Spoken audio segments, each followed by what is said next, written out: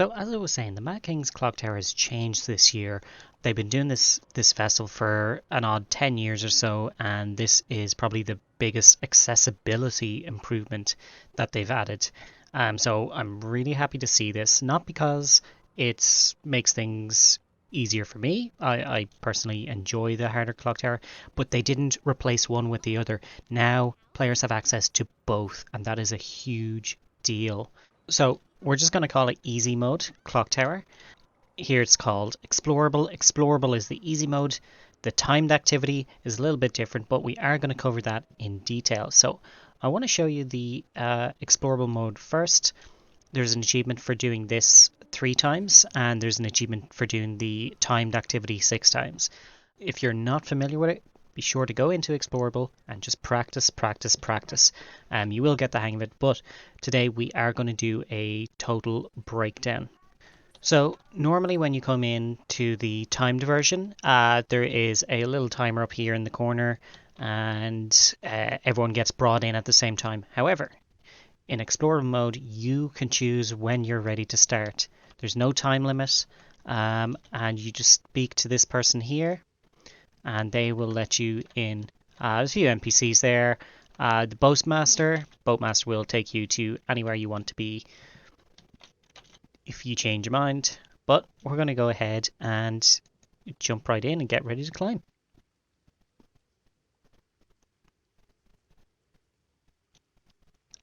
Beautiful, beautiful tower. Okay, so in explorable mode, all this green goop underneath does not chase us. I have no idea why it's turning black down there. So, as you can imagine, green goop is bad. So we want to stay away from that. So in explorable mode, that just stays at the bottom. You don't have to worry about it. In timed mode, that is constantly rising. So you need to be fast. So I'm going to cover a few differences between the two versions. First thing I'd like to mention for Explorer mode is that they let you use your glider. And that's a big deal. That is a big deal. One, it's pretty good for safety, but beware that it can be tricky to use and you might accidentally throw yourself off a cliff by using it. So just do keep that in mind. So the first thing I want to do to help you guys out is that you want to be using action cam for running around. So this means instead of seeing this cursor on screen, when you turn on action cam, as you move your mouse, it will move your camera. This is extremely, extremely helpful. It may take a little bit of getting used to, but once you do it, your camera movements, your mouse movements will be your camera movements. So as long as you're slow and steady and don't, spin the camera, you should be fine. You should be fine. And I highly recommend it for when you're doing this. In the timed version, this goop starts rising immediately. So you want to, as soon as you load in, you want to jump up onto this platform and head up these stairs. And just jump right over there. Don't fall in between. And when you get to here, in the timed mode, there's only 2 platforms. This stuff does not exist. Anything here, in the time mode, that's not there. So you can stand on this big giant cog, and then when these spawn, you can jump here, you can jump here. Personally, I find it a little bit tricky, and because you're further back, you're already behind. So when you come up to this area, you want to stand on this little small platform because it puts you ahead of the other players only by a fraction, but it's still pretty interesting. So what happens in the timed version? In the timed version, you stop and you hop over here, and then you wait. It's usually about 5 seconds or so, and then the clock tower explodes. All of these platforms burst out, and then you can jump. Now, When they first burst out, you need to wait a second or two because sometimes there's a little bit of lag. So it'll come out and then you wait a second or two and it'll do that. It'll do like a little flick. This is sort of like a lag issue between the server and you, the player. So the second you see them moving, do not jump because they are still not solid platforms. So it has to go through the animation and then snaps into place. So I'll cover that later on. I'll slow down the video. But let's go ahead and start jumping. So when those platforms do explode, this is where you want to jump to. Over to here. And you can jump up on this small one. As you can see, the hitboxes are extremely weird. So the hitbox of that is actually somewhere around there. So that's why it's important to, practice this and learn where you can actually stand. And the reason that I'm doing it on a char is just to show that you can do it on any character. So from there, you want to jump over here to this. What sort of shape would you call that? T shape? Yeah, sure, that's a T shape, right? So from there, if you don't feel safe, jump on the little cog, but you can make that entire jump over to here without the glider. I personally skip this cog here because I feel like it gets in my way. From there, you want to jump up onto these steps. When you jump onto this second one, you don't need to jump up anymore. Jump off to the side here because with the way the hitbox works, it's going to push you out far enough to land on it anyway. From there, you want to step over to the edge of this, jump onto the metal frame. You can jump on this little platform here, but personally, I think it doesn't go up high enough. See how it's at a lower angle there, and it makes it a little bit difficult.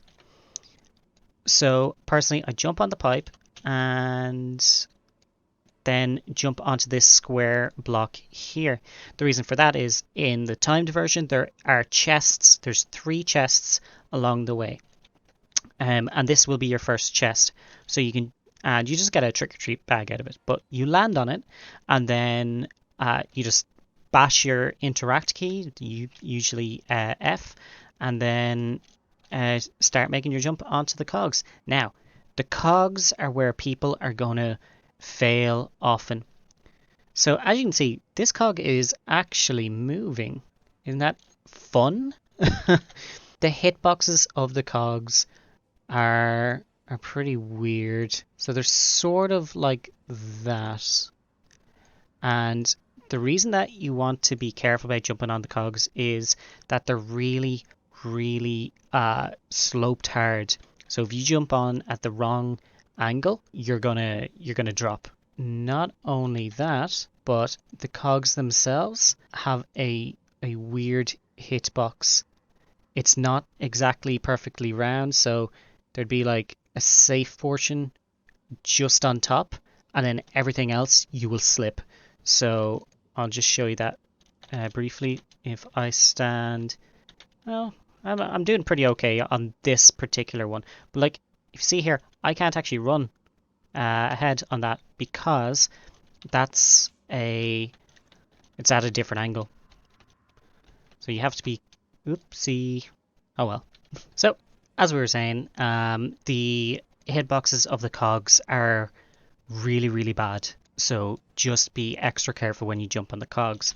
Next up, we jump to here. We jump to here. Then we jump up there. Just take your time with that jump. It looks easy, but you can be caught off guard if you miss it. So from here, we're jumping onto this cog. So same dealio again here with the cog.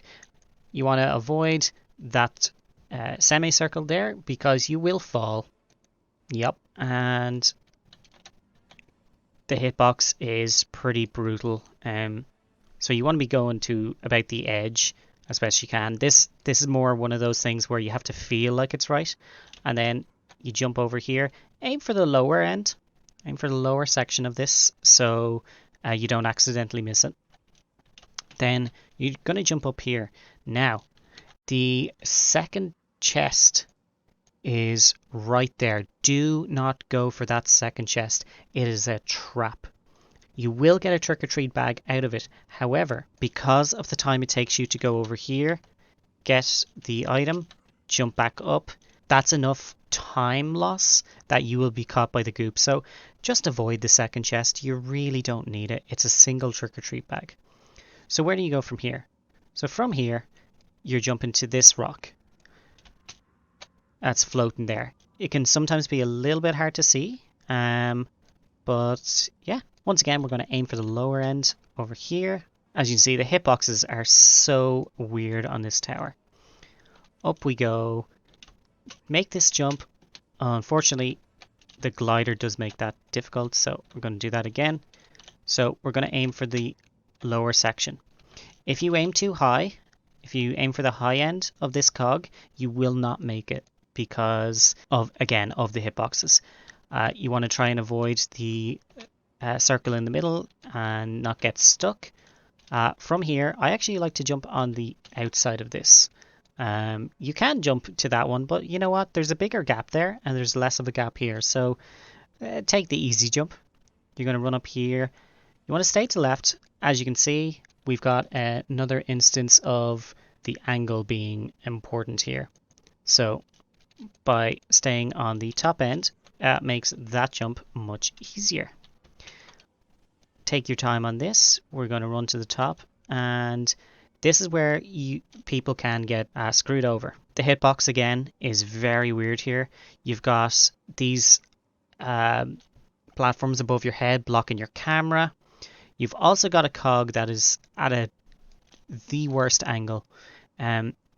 So where you are aiming for is sort of there. It is probably the hardest jump in the entire thing, so if you fall here, don't worry.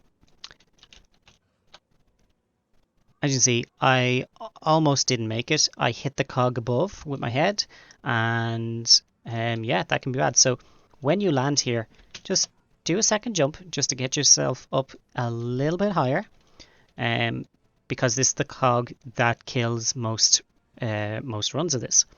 You will slide off the side here, so try and avoid that. And even though I glided there, you're still looking at making the jump to the lower end. So follow on. If you've made that jump, you should have no problem beating the rest of the clock tower. So if at any point you make it there, applaud yourself. You deserve it. So here we've got another little issue. We've got a metal pipe. We've got a little block. Now, this time around, I'm going to suggest going to the lower platform. So you can walk off. You don't have to jump. If you try to jump to this pipe, it's actually hard to see where the distance is. And trying to make that jump is difficult, as you can see. And we missed that by landing incorrectly. So back around we go. So I'm just going to make my way there. That jump is difficult. So yeah, if you don't know where you're jumping, that makes that jump kind of hard. It's like a 2D effect. So what you want to just do is just walk off the side of that. You land right here, and boom, you've got a much smaller jump, and you've got a way better view of reaching this. You just jump straight up. Easy. And you come up here, you come to about halfway, 2/4 or 2/3 of this pipe. You don't go all the way to the top of it. Just jump up here. Personally, I do a side jump. So when I hit space, I also do space, and then I push off to the side like that. And as long as you're not, slamming the keys or anything, just taking it nice and slow, you'll make it. The reason why I do a side jump is side jumps are slower. Side jumps slow down your character, and that makes that particular just hop up here just 100 times safer. So there's no reason to not do it.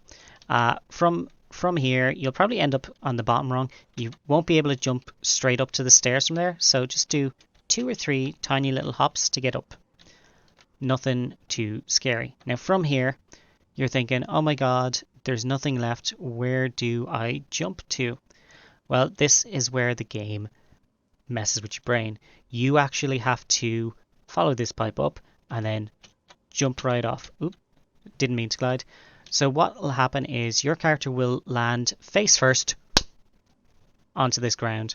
There's the third and final chest is here. So you can just, as soon as your character gets up off the floor, you just spam your interact. Now by this point in the timed version, you will have the goop has caught up to you at this point. So you need to be very quick here. If the arms of the goop start coming out and grabbing you, don't worry. As long as you keep moving, you will be faster than the goop. So if you hear those skeletal hands grabbing you, just keep moving. Just keep moving. Don't worry about it. So from there, we're jumping onto this broken cog. Again, this is another cog. The hitbox of this is absolutely terrible, so just be careful. This is very thin in the middle, so you want to just jump over it. So from there, you want to land here. Do not be fooled by the stairs down here. That is one of the areas that we just came from. Follow this pipe up, jump to this one, jump to this one, and jump to this one. Now, again, don't be fooled by the stairs. The green goop is still going to be following you up. You just take your time here. Once you've made that large jump down and picked up the third chest, slow and steady wins the race. So don't panic. So here you got the same dealio. You got stuff blocking your way. Obviously, if you're running as an Asoran, this is going to be way easier. See this circle in the middle? You can fall through that. Ain't that fun? So just be very, very careful. Jump onto this metal pipe. And don't run off the edge because many people do. And then you're going to jump over here to the lower end. Take a few steps up to the higher end. And then jump on the stairs. Now, at this point, you may be inclined to jump off the top. Do not do that. The clock tower is going to be constantly spinning around, and you are waiting for a thunder strike to hit the clock tower and smash it open. So we'll see that when we do the timed version. But you need to just make sure that you get that jump right. So once you get up here, just wait. Just slow down and wait. And when that flash of thunder comes in you go. And that is it. That is the Mad King's clock tower. So I'm going to go ahead and get my chest. Very nice. And they added this raven here, the mysterious crafts raven, and they offer you paper bags for your character. These have been in the game since 2013. They haven't been implemented. And now that they have, I am so happy because they look amazing. They are so good. Yeah, they were data mined back in 2013. You can buy the pine nuts in bulk and cherries in bulk from different vendors. I think the last one, is it pine? Actually, no, maybe it's the first one. One of these, the pine nuts in bulk, maybe. Those are currently not in the game or currently disabled, so you might not get this today or the next day, but don't worry, by the end of festival you can pick it up. The hard part is going to be your black pigment. Before the festival they were something like 30 copper, and now they're 6 silver and counting. They used to only be 30-40 copper. Take your time. You don't need to buy a pouch of black pigments just yet. You can wait until the very last day of Halloween if that's what you need to do. You can go through this door and that will bring you back to the clock tower. So now we're going to do the timed version and we're just going to turn on our action cam. because that's what's comfortable for me. As you can see at the very top of the screen, we have 6 minutes left. That's how long it takes before the map of the clock tower closes. As well as that, you're also looking up here for prepare your mind for a mad time. That's how long it takes for other players to fall off the clock tower. Once everyone has fallen off, that orange bar just boo, boo, boo, boo, boo, boo, shoots up. So there we go. There's 2 people who died.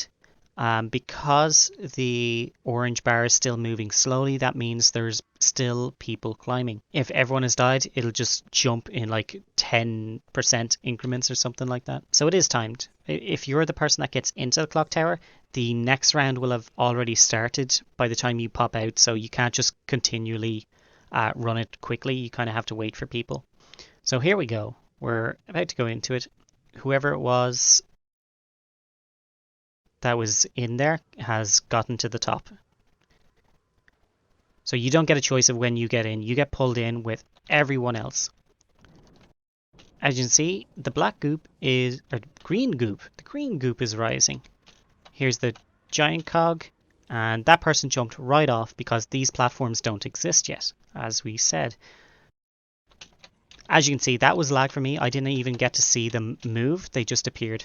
I'm jumping over that cog. I'm jumping to this one, jumping to the pipe, spam that button, get my trick or treat bag. Oh! And I missed. I spun my camera around too quickly. And that is how it happens. There we go. The clock tower just shot up by 50% because everyone had fallen off. I like this as Sora. Very snazzy looking. If you notice, all of the other players are balls of energy. Originally, everyone and their big giant chars and norns were allowed to just block up the jump puzzle, and people were not able to see where they were going.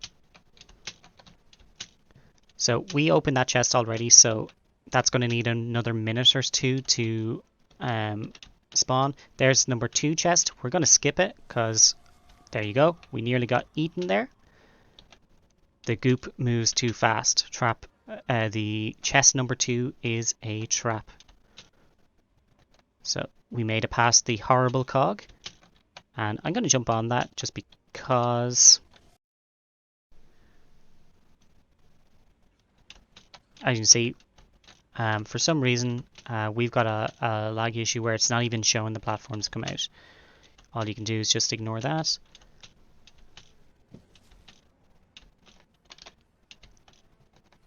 So big giant char does make it a little bit harder. You could run for that second chest if you wanted. Die and then run a second round. And you see my character was starting to slow down, fall there. Slip. Okay. Do this sideways jump. We got to keep moving. We have got to keep moving. I actually jumped off a little bit earlier there.